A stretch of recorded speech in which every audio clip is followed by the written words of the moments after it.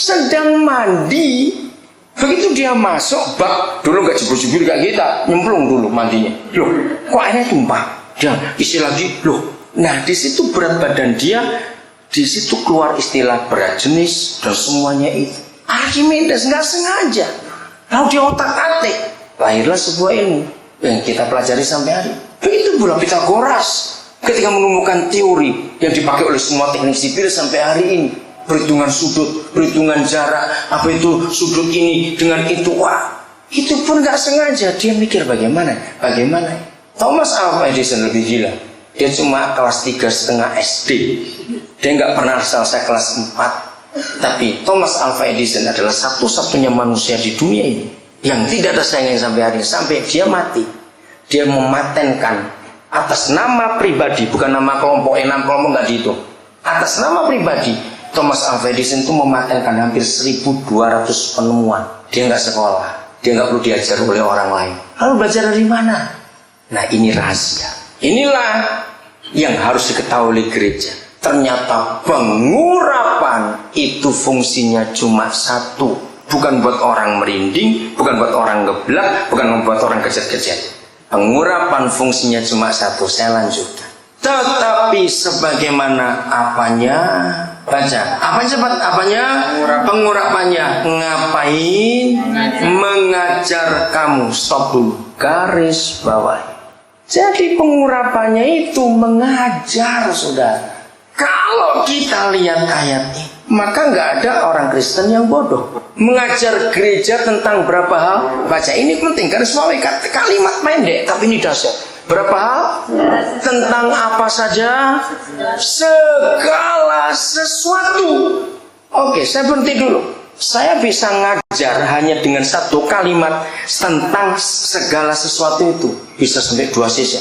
Kenapa? Coba jawab. Apa yang disebut segala sesuatu? Sampai bisa punya definisi. Ayo, apa? Semuanya dan semuanya dan semuanya. Pertanyaan saya berikut. Menurut saudara, mungkin tidak ada sebuah program komputer, Google paling hebat, Google Search, atau manusia yang bisa mendata, menulis yang disebut segala sesuatu, tapi tanpa kelewatan. Ada tidak? Coba jawab. Program komputer ataupun manusia yang bisa mendata lengkap, nggak ada yang kelewatan. Ada tidak? Tidak ada. Kenapa?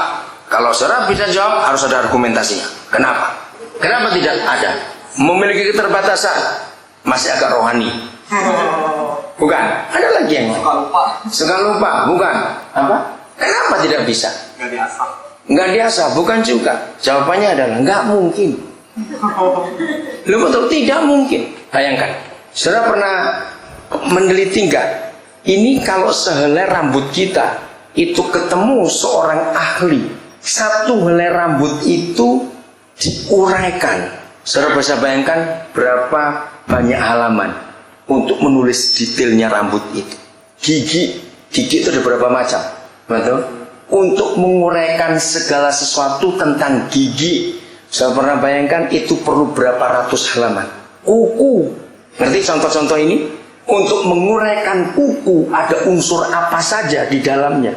Bisa bayangkan perlu berapa banyak halaman. Tulang, berapa macam tulang, dari tulang tengkorak, tulang rahang, tulang semuanya. Itu beda semua komposisi kimianya. Nah, jadi untuk satu tubuh manusia saja, untuk bisa mengetahui segala sesuatu tanpa kelewatan, itu perlu berapa ribu halaman. Ngerti maksud saya itu? Lalu kita bilang tumbuh-tumbuhan. Satu spesies berapa jenis? Betul? Nah, yang ada di alam ini bicara soal gunung. Mau menguraikan semuanya. Berapa jenis gunung? Ngerti nggak maksud ini? Jadi tidak mungkin ada orang bisa mendata yang disebut segala sesuatu. Ketika dia selesai hari ini, saya 30 tahun aku nulis ini. Waktu dia nulis selesai, sudah ada yang baru lagi. Loh, betul nggak? Sudah ada yang baru lagi. Gereja, dengarkan. Roh Kudus itu inovator yang hebat. Tahu kata inovator? Maka itu pengurapan ini bukan untuk yang lain-lain, hanya satu, mengajar gereja tentang segala sesuatu. Saya kembali yang simpel, yang tukang masak.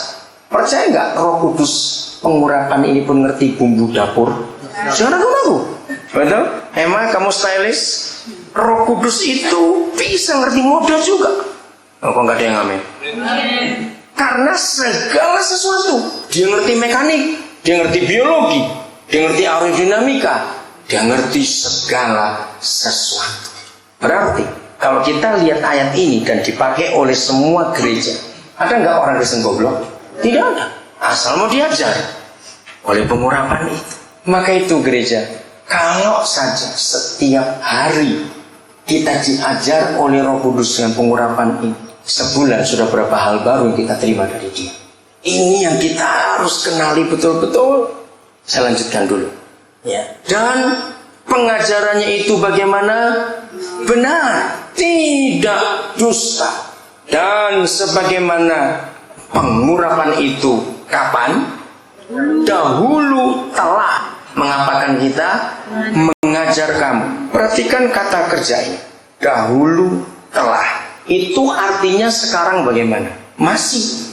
Jadi kalau baca Alkitab yang teliti, jangan 4 pasal puji Tuhan selesai 4 pasal Tuhan. Itu mantra namanya. Kalau kita nggak pernah mengerti, coba lihat cara saya baca tadi. Setelah itu nggak habis-habis. Karena pas saya percaya Matius 5:18, Yesus berkata, 1 titik saja di Taurat itu nggak akan hilang.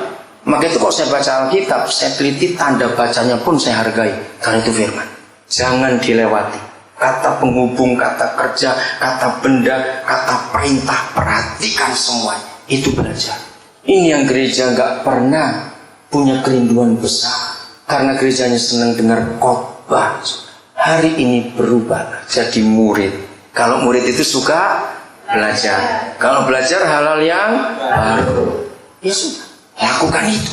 Sebagaimana dahulu ia telah mengajarkan. Berarti sampai sekarang masih. Demikianlah hendaknya kamu bagaimana? Tetap suruh apa? Tinggal di mana? Dalam pengurapan itu.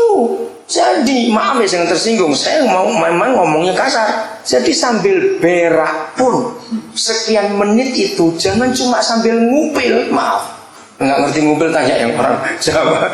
Sambil duduk sekian menit itu jangan melamun. Kapan kaya, kapan kawin, jangan. Rugi. Menit-menit berak itu, pengurapan itu pun akan ngajar kita. Amin kan ini? Sambil nunggu orang kok nggak datang-datang, jangan ngomel. Tunggu sambil belajar. Apa saja tunggu sambil belajar. Karena dia, itu hebat sekali. Saya harap dengan firman ini semua gereja punya hobi baru, belajar. Amin. Dan belajarnya harus hal yang baru. Jangan yang lama terus. Sudah tahu, cari yang belum tahu. Oke? Kalau nggak ngerti, diam dulu. Minta Roh Kudus mengajarkan, nanti dia akan terangkan kepada kita. Dengan demikian gereja akan mengalami kekayaan firman yang luar biasa. Tahun 80-an sekarang, saya pernah ngomong pada Bapak saya ini. Bapak kalau dokter memberi ceramah, itu nggak akan pernah kehabisan bahan. Karena penyakit tambah banyak, pasti bahannya banyak. Seorang ahli manajemen memberi seminar manajemen, nggak akan kekurangan bahan.